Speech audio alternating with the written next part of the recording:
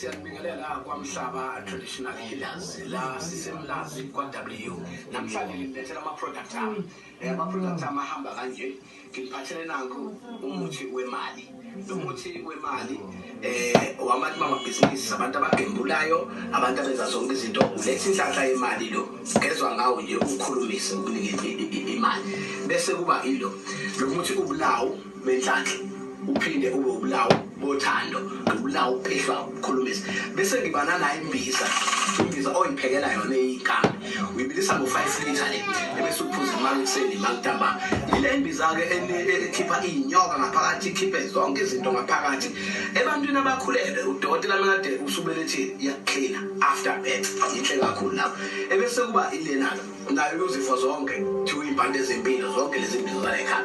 Le uzifo zonke iqeda izifo amalumbo nazo zonke izinto. Ebese kuba ilozifo zonke futhi impande ezempilo osebenza ke naku lezi ke zeyinsizwa zokunsizwa zamandla ekamereni nakuyona yonke into. Uyasiza kakhulu lo muthi. So iyasiza iyonke ke le mithi yala ekhaya. Uyasithinta einambeni zethu ku 083 512 0167.